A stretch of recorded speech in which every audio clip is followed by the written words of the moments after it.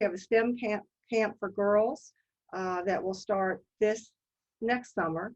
We have at the law school a school-to-school pipeline, which is to help primarily help foster students or low-income students take entrance exams, ACT, SAT, and then we have the HATS program is one of our newer ones, and it's for gifted and talented students, and it runs summer programs. We had a HATS program before, and it's been brought back, and we have provided seed funding for that. Let me just say that the Leadership Center was our very first impact award that we granted. So it came in with the very first groups of awards, first one, and it's been wildly successful. And before I forget, I have to show you, can you see my prop here? Can you see my Publix? So I went to Publix this morning. I'm in Publix a lot. I had to buy a new bag because my bags are kind of ratty. But we wouldn't be here today if it were not for the family. And I just need to say that. I need to acknowledge the fact that the family has believed in us, trusted us, and they have supported us for 20 years. And they have really embraced the mission of education, what it can do for students, what it can do for our community. And we wouldn't be here without it. So we wouldn't be talking about any of these awards or grants or anything that we have without that support. And before I forget, I also have to say, I work with the best team in the whole wide world. So when you see these projects and these priorities, know that it's a group of people. If you want to find out more, you can go to the website and see who's on the steering committee. But it's a team of people that works really hard on reform issues, marginalized students in our schools. It's been our mission for over 20 years. So here's two that we started, and these are not impact awards. The Da Vinci Club is an after-school arts and literacy program. It was actually the last program that Mark Hollis saw, and it's exciting. These children are not readers for the most part, and so they read books, and then they get to respond to their books with art. So we have green screens, we have theater, we have music, and one little girl told me, I'm going to use clay because I've never used that medium before. So it's exciting to hear them talk about their books. They take reading counts books. We track their reading scores. They've actually done better in reading.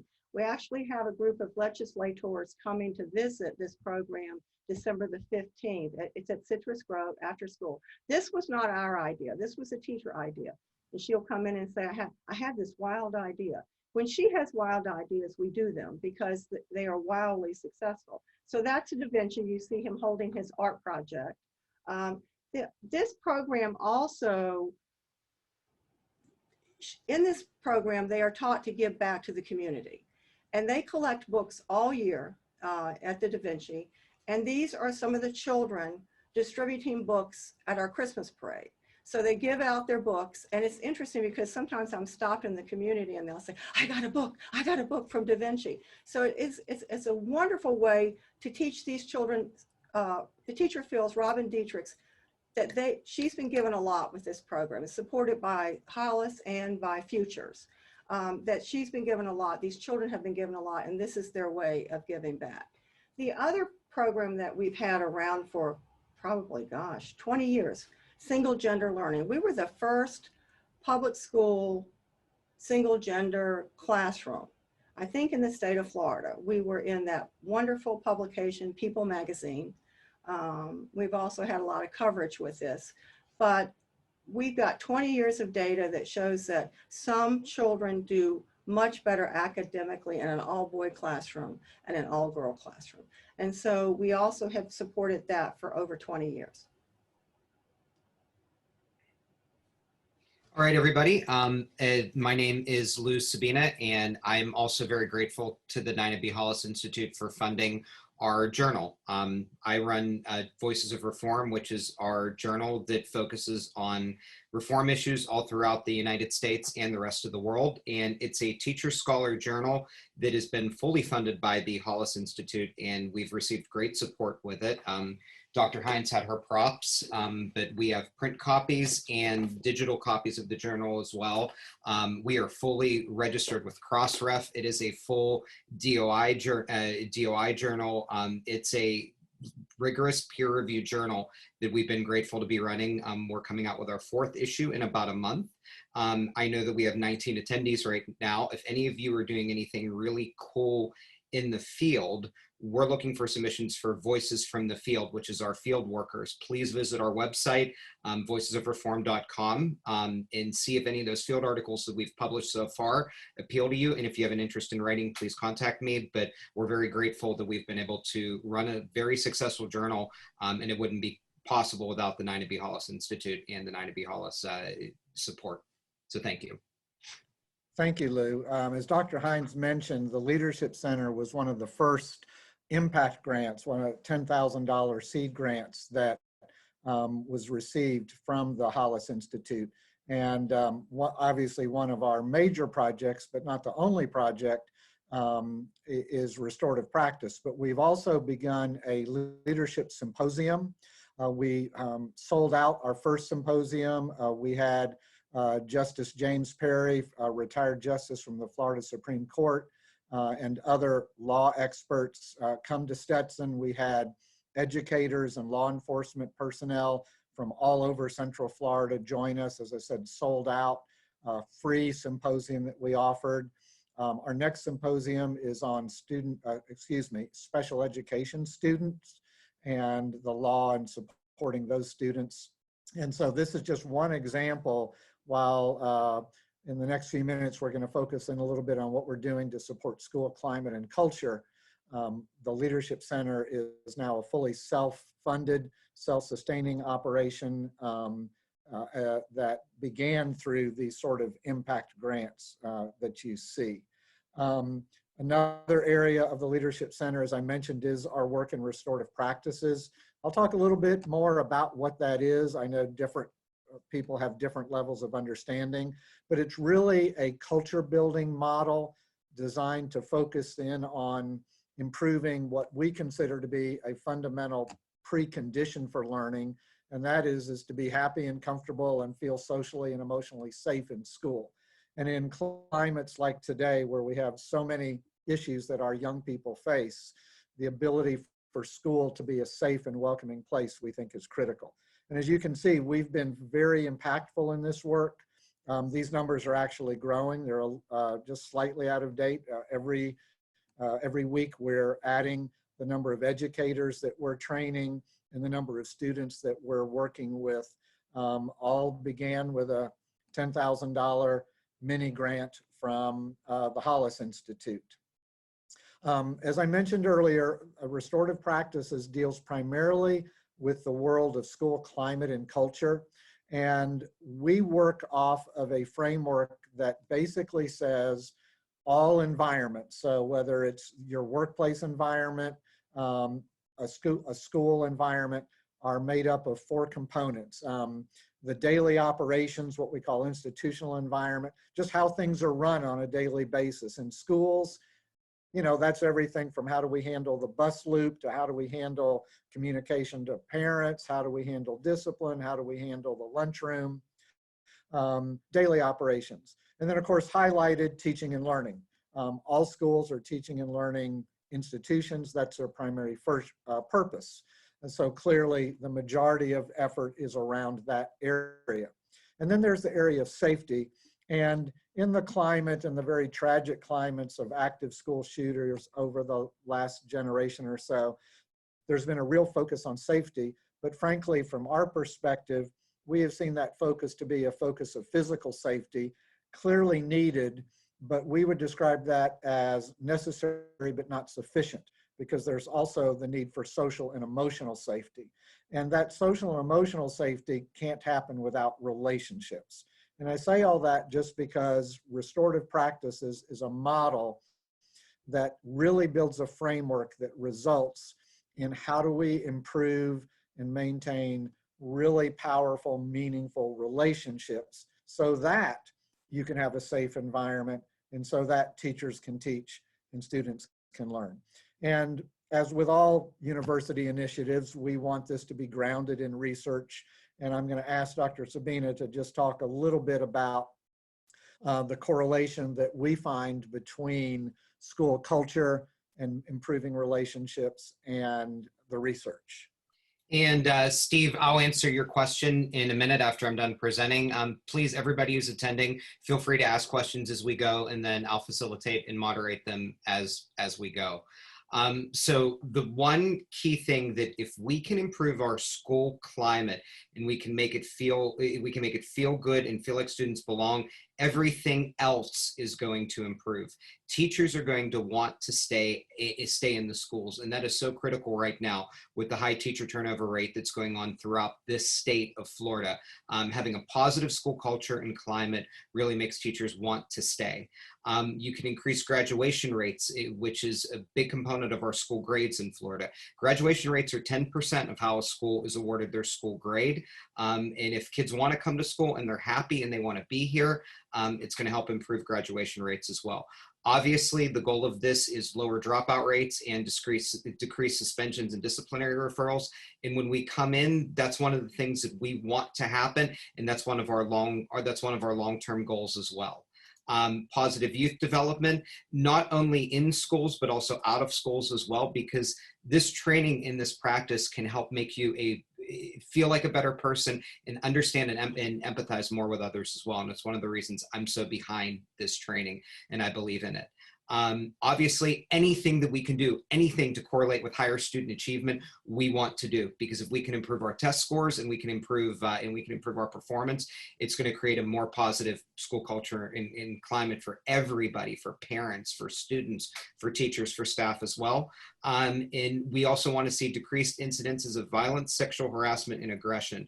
Let me comment on that for 1 second. We don't want a child to feel, if they've been suspended or they've been reprimanded for a violent issue, that they can't come back and be a part of the school community again. That's one of the goals with restorative practices. We want to get somebody who has previously done wrong the opportunity to repair harm and have that harm repaired. So we can say the same too.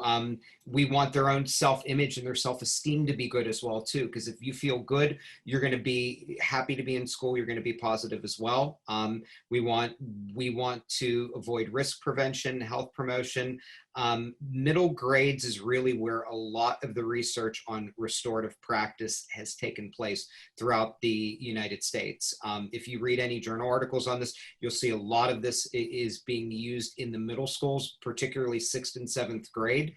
But if we have self-esteem increase in the middle grades and we can reduce violence and aggression, it obviously correlates with better improvement when we get to high school as well, which is something that we're going for with this training. We want to help everybody's mental health. We want decreased psychiatric problems reported by students. Anything we can do to stop substance abuse, because students who are suspended or have behavior issues are more likely to engage in risky behavior. We want to try to avoid that as well with our training and by promoting positive school culture. And we want our students to have a positive self-concept. Not all students are going to go on to college. We want our students to be college and career ready. And we want them to leave our public schools ready for the real world. And the research is clear. This is a program that will allow us to do that. So we really believe in it, and we're all very passionate about it. Thank you, Lou. Appreciate it. So I wanted to take the next 20 minutes or so and talk a little bit about restorative practice and what it is. Our team at the Leadership Center, we have 5 fully internationally certified trainers. So our team is able to go out and, in effect, sort of be a train the trainer model and license people to implement restorative practices in their classrooms. And so I really want to thank my team, and of course thank Dr. Hines for her support and the Hollis Institute support for this. But these professors have really taken this as another sort of passion project.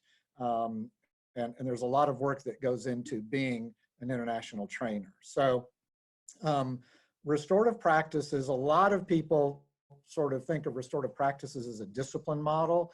It does have some impact for discipline, which I'll talk about in a minute, but it's really not a discipline model. It's really a relationship, culture, climate model, which is why I showed you the 4 components of culture, and with that sort of focus on social emotional learning and on relationships. But you can see on the screen sort of the main idea of restorative practices, which basically says that all human beings, and by the way, we do work in a lot of schools. I was just in a school last week where the administration was asking me to provide support for relationship building with the faculty, where there was a lot of dysfunction between teachers in terms of how they were communicating, and the exact same models that work for young people work for all of us, right?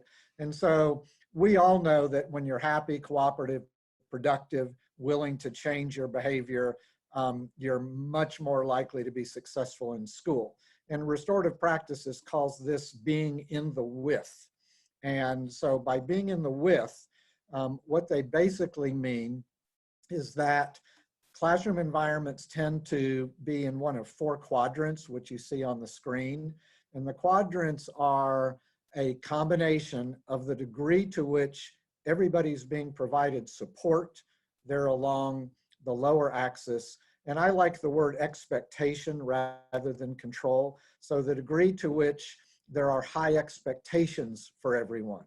Restorative practice is not designed to be easy on students or to let students sort of have their way so that they always feel supported.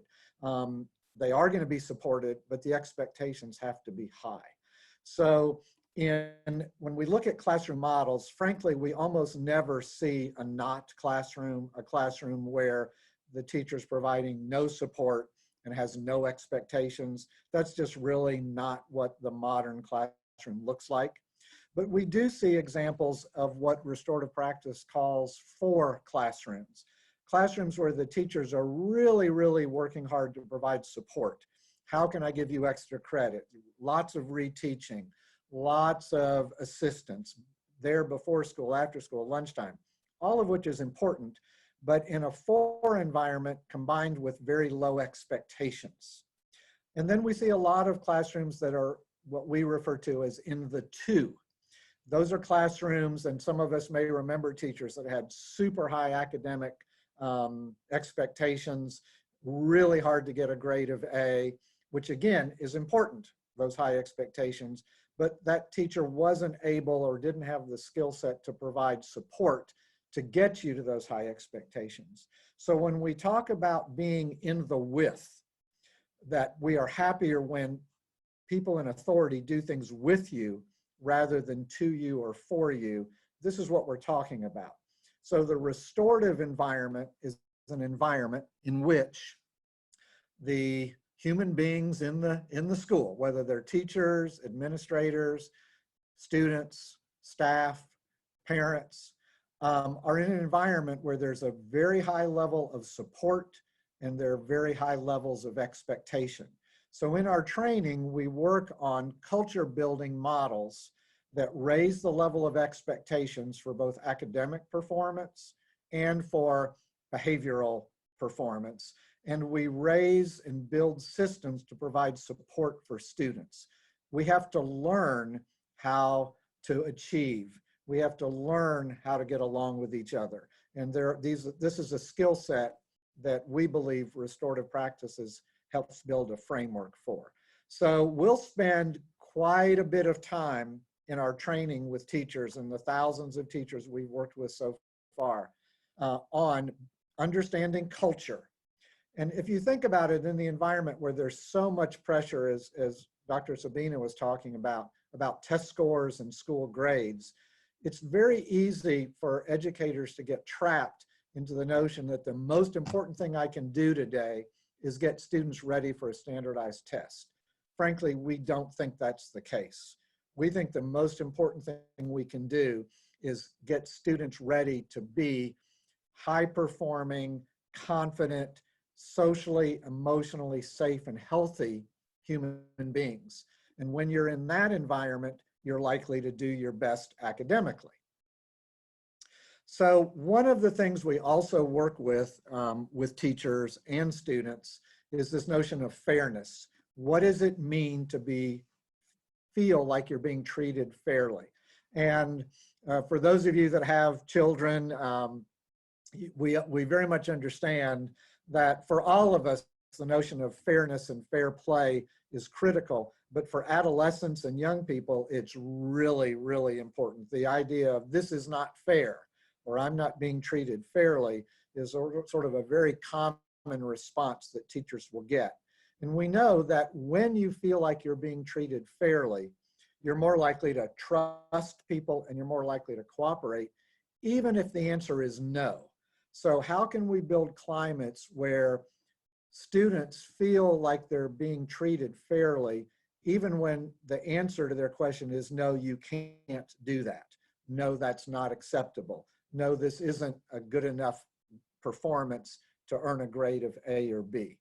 And so we work on 3 different principles with our teachers around this issue of what does it mean or what does it look like to feel like you're in a fair environment. And we refer to these as the 3 E's. You see them there: engagement, explanation, and expectation clarity. And I like to think about engagement as voice. Do we let students speak about their feelings? And Restorative Practices strongly believes that students are going to be much more connected, much more motivated, much more engaged in their work if they feel that their voice can be heard, that they can say what's on their mind, not just what the teacher wants to hear. So we work on strategies for how do we build environments that students can talk about what's on their mind, what's stressing them, what they're proud of, what's bothering them. By the way, the same is true for faculty. Principals that never let their teachers speak are working in environments where there's a kind of toxic culture. And this can happen. The same thing can happen at the district level. A superintendent who never really hears from their principals about what is working and what is not working is heading down the wrong path as far as we're concerned. So building climates that let students talk. Next week, I'm at a middle school. I'm meeting with student leaders, and we're just talking about what's working in your school, what's frustrating you, what makes you happy. That's a group that the principal wants these students to talk about. A real good example of fair process at work. Explanation. Restorative Practices says that the adults in the building should explain the reasons for why they're doing what they're doing. So the idea of here are the rules, why are they the rules? Because I say so, is not really a restorative environment. So we really want teachers to feel comfortable that it's not only necessary, but it's valuable to take the time to explain, this is why we do things here. This is why we have our homework rule. This is why these are the discipline models. This is why you need to do this level of work to get an A or a B. And then finally, expectation clarity. And I will say, having been doing this now for many years, this is a tough one because it's hard for schools, which are made up of lots of hardworking people who are very busy, to have clear and consistent expectations. And what happens to children in schools where there's not expectation clarity is, if I'm in one class, this is the rule. But then I go to the next class and the rule is totally different, or the expectation. So one class, the expectation is it's okay to behave in a certain way. In another class, that's completely unacceptable. And so there's no real sort of sense of this is how we do things here. And that results in children feeling like it's not fair. Because in Mr. Caldwell's class, I was okay to do this, and now in Mr. Sabina's class, I'm not okay. That's not fair. So a lot of work around fairness, a lot of work around high expectations and high support. And we'll spend a lot of time on that. The next component that we spend a lot of time on, and is probably the component that people that work with restorative practices are used to thinking about, is what's called the continuum. And it's a series of strategies made up of 5 components. Effective statements, which is really how we talk. Effective questions, how we ask questions, how we communicate in an environment of inquiry. Problem solving, which we call impromptu conversations, but how we go about de-escalating and working and giving everybody a voice, back to that notion of fairness. And then the most widely recognized part of restorative practice is the circle. And there are multiple examples of circle. We'll spend a full day training teachers just on how to do circles. Academic circles, problem-solving circles, relationship building circles, celebratory circles. And I think Teresa will talk a little bit about her experience with all this stuff in a minute. Teresa's supposed to have a bell to ring for me to be quiet, but I took it from her so that I could keep talking. And what can she do, because we're virtual? So, you know, she's in trouble. So we've currently, and as I said, I think we're now up pushing 30 schools. We've been working primarily in 3 Central Florida counties, Flagler County, Volusia County, and Seminole County. We have certified almost 800 teachers and 45 school and district leaders. We've trained superintendents, school board members, community leaders, some law enforcement colleagues. We've impacted over 15,000 students, and we believe we're the only university in Florida, and I'm really proud of this, that is having every single one of our undergraduates leave Stetson. When they leave and walk across that stage, the class of 2019, the class of 2020, every Stetson education major is a certified restorative practice teacher.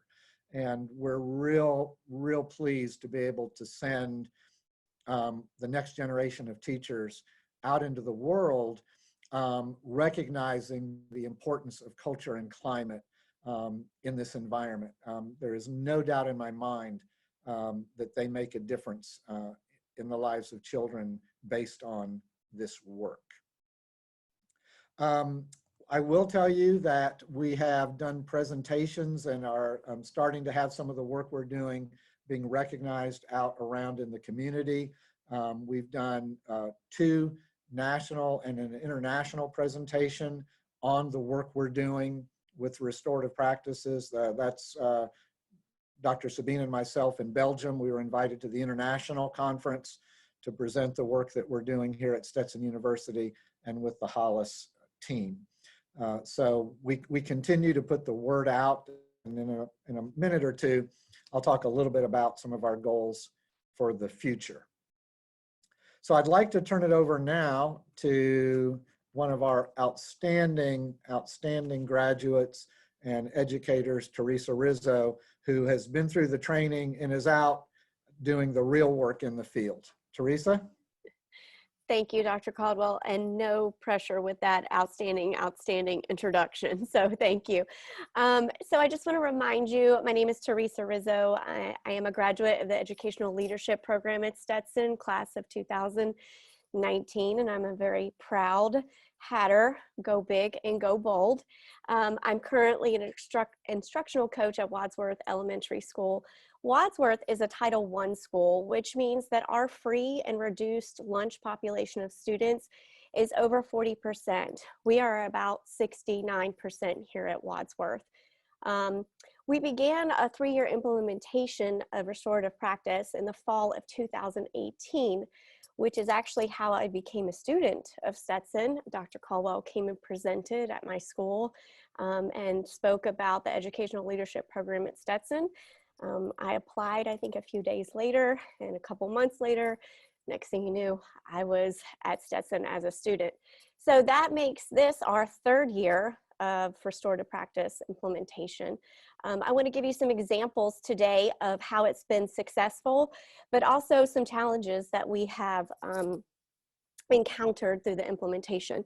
So when you become a restorative practice school and you're in the implementation, here are my props, you actually get 2 handbooks. You get the Restorative Practice Handbook for teachers and disciplinarians and administrators, which is kind of like your Bible of restorative practice. And you also get the restorative circles, which Dr. Caldwell touched on the circles.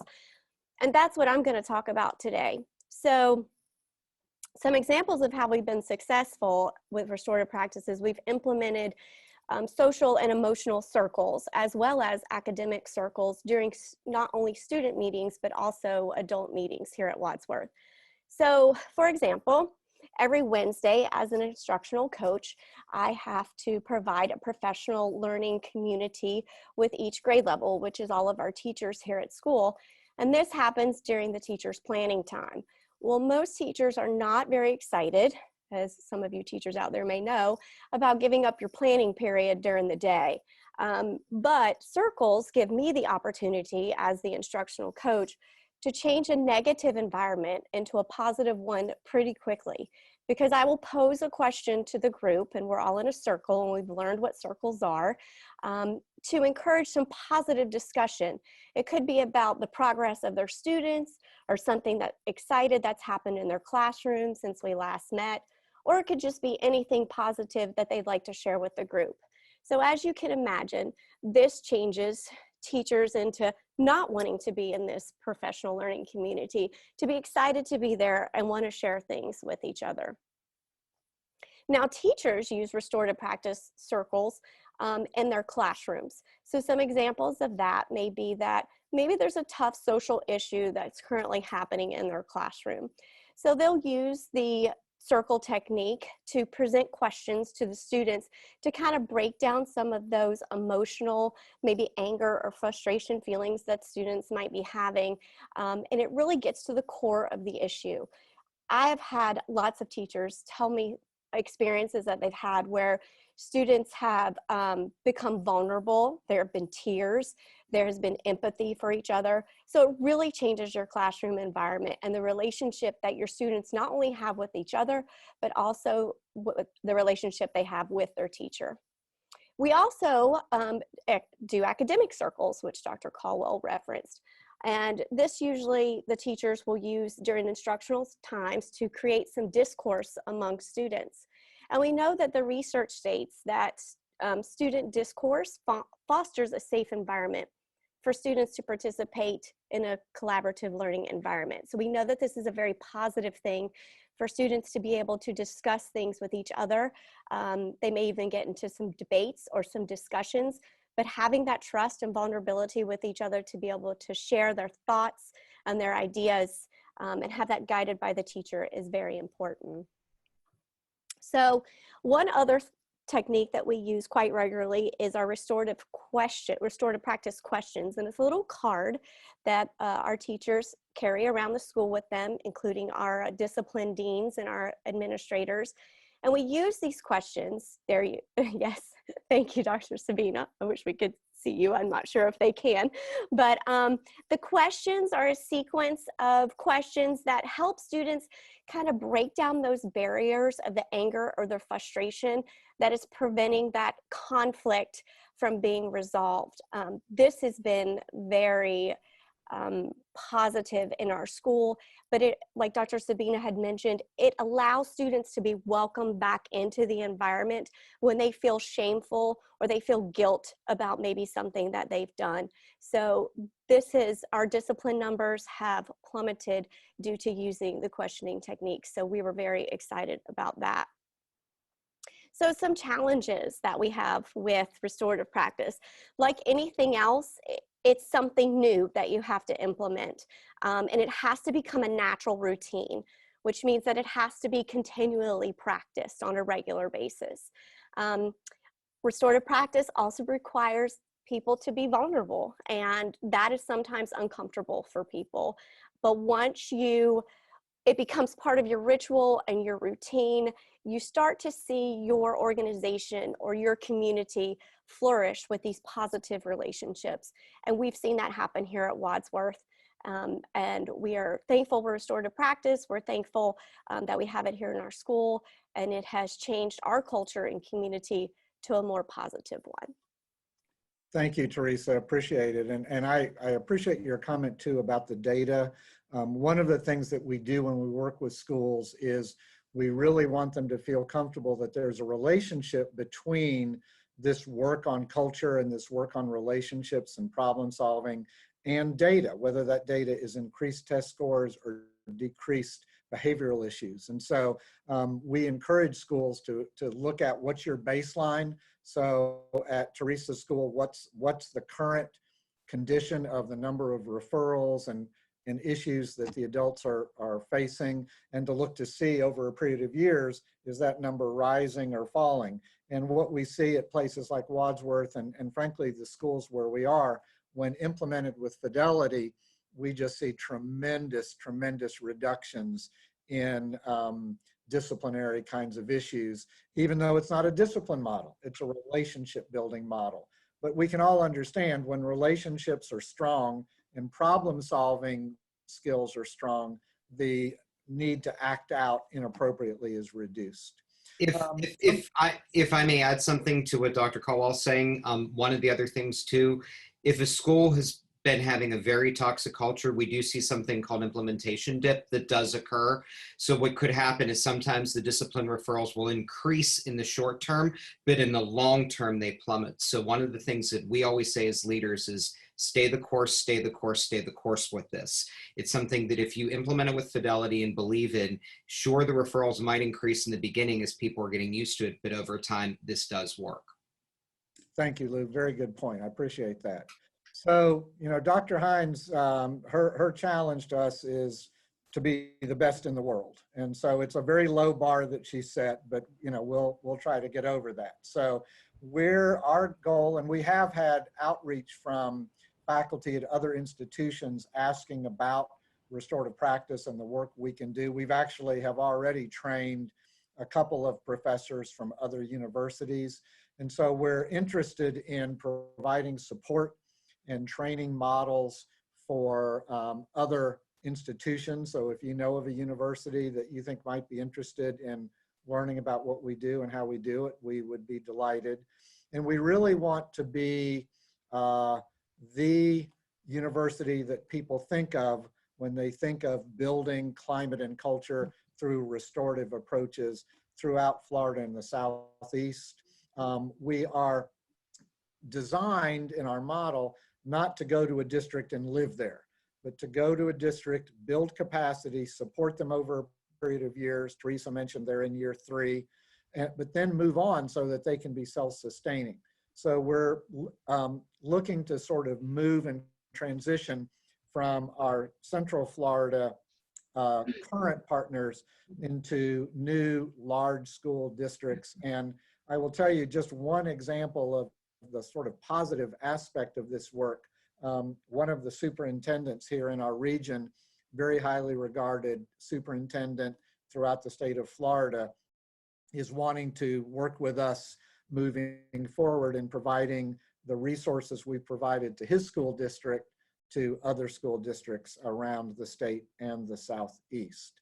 So I know this was sort of a real quick flyby of a large and comprehensive program, one of several programs in the Leadership Center, and the Leadership Center is one of several programs in the Hollis Institute. But I hope you can see that your university, the College of Arts and Sciences with Dean Scomp, and the Education Department are very, very active in our goal, which is to make a difference in the lives of children. And I'll open it up if there are questions or comments. And then while we have questions and comments, I'll just sort of share some of the information that we have coming forward with graduate programs. But Dr. Sabina, I don't know if there are questions or comments. Happy to have any of us respond to those if they're there. If not, we've got our contact information. Those of you that know how to screen capture can grab that, or of course, just reach out to Amy or the university and ask for any of us. Teresa up in Flagler County is very reachable. She's very, very well known at the highest levels there of that school district as well.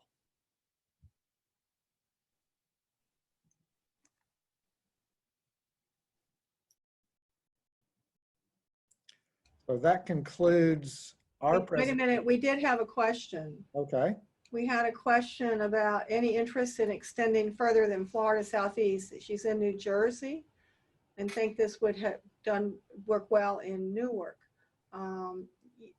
So ironically, one of our colleagues that used to work at Stetson is in the Philadelphia area, and we would love to connect with her and get more information. Please contact Chris and I, send us an email, and we could definitely ask Dr. Joyce Mundy. She's in the Philadelphia region because she's somebody that we work very closely with as well, and she's a former Stetson faculty member. Yeah, and I think as we've gotten better and better as well with Zoom and Teams meeting and virtual interaction, and the restorative practice training now allows us and gives us some flexibility to do that, so you don't have to be physically present or sort of dealing with the cost and the time associated with travel. So yeah, we want to, even if we're not delivering the model, we think we have a model that works well. It's a sophisticated model. We're happy to share with colleagues outside of our geographic region, certainly.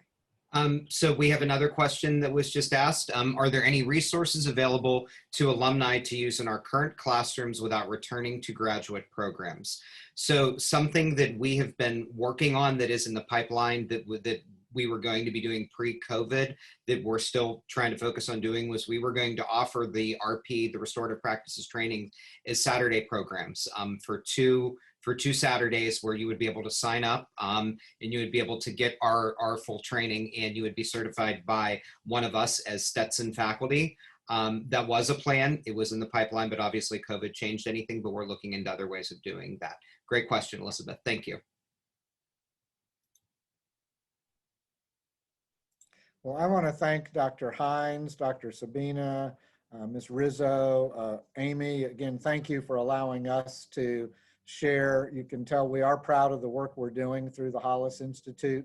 And I want to thank all of you for taking time out of your Friday afternoon to reconnect with your university. We love Stetson and we love the work that we're doing here. And Amy, with that, I'll turn it back to you. Thank you. I think we did have one last minute question pop in there, Lou, and I'll go ahead and read it, but it says, is there a website at Stetson for the restorative practice where we can read more and see what opportunities there are to be involved or sign up for the Saturday programs?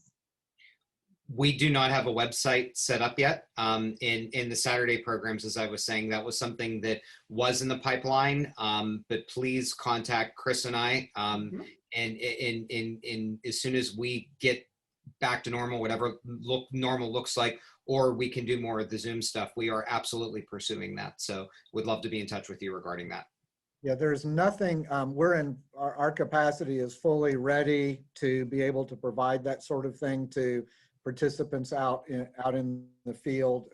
Basically, it's the same thing we've been doing with our undergraduates. So it's just a matter of building the protocols around COVID or sort of holding off for the return to more of a face-to-face environment. We would be doing these on Saturdays, and 2 Saturdays we can get you fully certified. Excellent.